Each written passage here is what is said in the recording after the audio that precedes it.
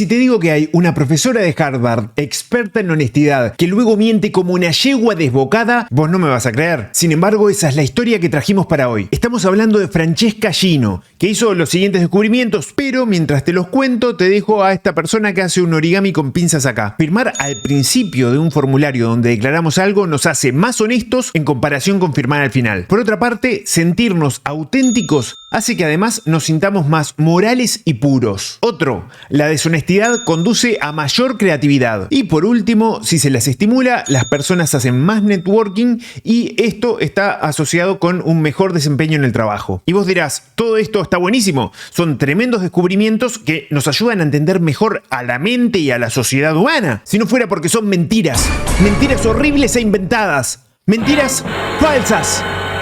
Esta mujer, mientras preparaba su trabajo de doctorado, detectó algunas anomalías en los estudios de Francesca Gino. Y después de unas vueltas, contactó a la gente de Data Colada para que revisen ese asunto. Data Colada es un blog de investigación creado en el 2013 por 3 científicos, Simons, Nelson y Simonson, dedicado a analizar y a veces a replicar estudios en ciencias sociales, detectar problemas de datos y explicar métodos estadísticos al gran público académico. Y vos ahí seguramente estés preguntándote, ¿pero cómo haces con trabajos de ese tipo para darte cuenta de que mintió? Bueno, fue de maneras distintas, pero te lo voy a mostrar mientras vemos a Keanu Reeves peleando contra el agente Smith. Este estudio lo que dice es que hacer que las personas firmen una declaración de veracidad antes de completar un formulario, en comparación con firmarlo al final, reduce la deshonestidad en tareas de laboratorio y en un escenario de campo. La explicación propuesta era que firmar primero de alguna manera pone en juego a la identidad moral y por ende promueve conductas honestas. Pero era falso. Refutación. Lo que pasó acá es que cuando fueron a replicar el experimento, descubrieron que era falso. No pasaba eso de que fueran más honestas al firmar antes ni nada, era lo mismo. Y además, Data Colada demostró que hubo manipulación y fabricación en los propios datos que se usaron en el paper. Esto fue porque la distribución de los datos no era natural. Había campos que eran casi duplicados, podés ver los Excel que usaron y está todo en orden descendente y hay algunos campos en desorden. Y justo son esos campos los que maximizan el efecto deseado y además pasaba que muchas personas ponían números raros. Imagínate que te pregunto cuántos kilómetros tenés que manejar para llegar hasta el trabajo y vos podés decir 10, 15, 20, o sea, más o menos un número redondo, pero no me vas a decir 14,4. Si eso pasa una vez, bien, pero si pasa muchas veces, vas a desconfiar. En los datasets entonces usaban muchas cifras con decimales y eso era bastante raro. Gracias, Keanu Reeves, por ser parte de esta explicación. Pero caramba, ¿qué es eso? Un mate musical. A ver.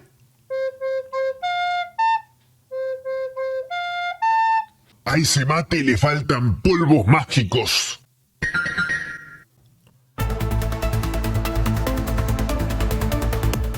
Lo que decía el segundo estudio es que la inautenticidad genera sentimientos de inmoralidad e impureza. Dice que recordar o experimentar inautenticidad, o sea, sentirse no fiel a uno mismo, hace que las personas se sientan menos morales y más impuras. Y vos te estarás preguntando, ¿menos impuros que los conejos en la naranja mecánica de los conejos? Sí, menos impuros. Esas sensaciones entonces disparan un deseo de limpieza, ya sea literal o simbólica, y también conductas compensatorias, porque esa falta de autenticidad propia no era absorbida como simple disonancia cognitiva, sino como una amenaza al autoconcepto moral. Se entendía como impureza. No soy bueno, no soy digno. Refutación. Cuando la gente de Data Colada revisó los archivos, encontró varios datos alterados en uno de los experimentos del paper. Allí, el patrón de respuestas de los participantes, por ejemplo, su año de clase, tenía irregularidades imposibles, edades o años fuera de rango, duplicaciones y cambio de direcciones que favorecían la hipótesis que proponía el paper. Por ejemplo, en un experimento había un campo de respuesta abierto donde los participantes debían escribir su año de clase, por ejemplo 2015, 2016, etc. Sin embargo, detectaron que muchas personas en ese campo,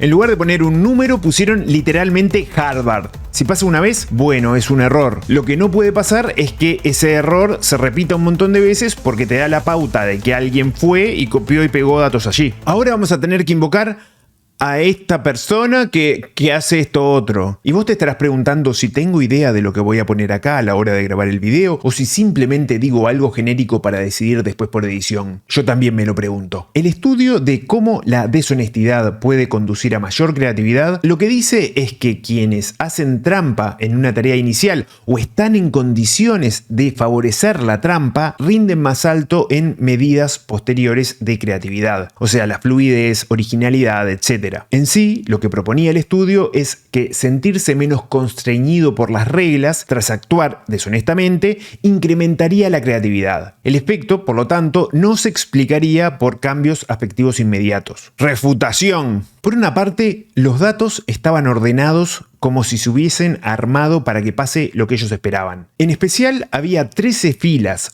fuera de secuencia que te trastocaban todo. Además, luego en el juicio se mostraron dos versiones del archivo con celdas resaltadas que luego cambian. ¿Y adivina qué? En la versión temprana no hay diferencia en creatividad entre los que hacen trampa y los que no. El artículo ¿Para qué conectar?, que habla del networking, recordemos que el networking es interactuar con otras personas para intercambiar información y construir contactos profesionales y a veces también sociales. Bueno, ese artículo sostenía que inducir un enfoque de promoción, pensar en aspiraciones, hacía que el networking se sintiera menos impuro moralmente que con un enfoque de prevención, o sea, pensando en los deberes. Yo sé que esto está bastante orientado a la empresa y medio que parece una apología al empleado del mes. En resumen, hay formas del networking que hacen sentir mejor a los empleados. Refutación. En el estudio se calificaba algo con puntos, o sea, se le daba un puntaje, ponele del 1 al 5, del 1 al 10, y luego se escribían palabras sobre las sensaciones. Pero se dieron cuenta de que los puntajes fueron manipulados, porque analizando las palabras, no las puntuaciones, el efecto que buscaban comprobar desaparece e incluso se invierte un poco la tendencia. Además, se repetían muchas palabras específicas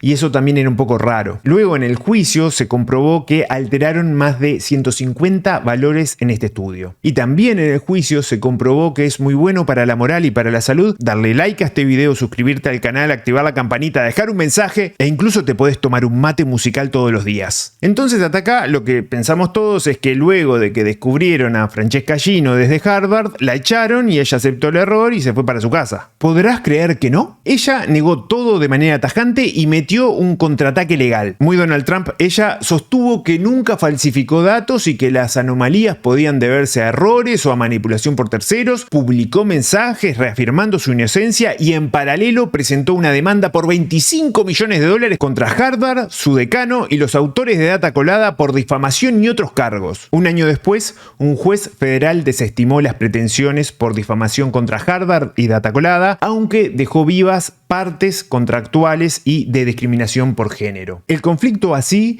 quedó dividido entre la narrativa de ella, que dice que hay una persecución institucional y fallas de debido proceso, y las conclusiones de investigadores y jueces que han validado que el escrutinio público y las críticas de data colada están protegidos y sustentados en hechos. Y bueno, así termina la cosa. ¿Qué? ¿Qué pasó? No me digas que Francesca Gino se metió en más líos. ¡Caramba!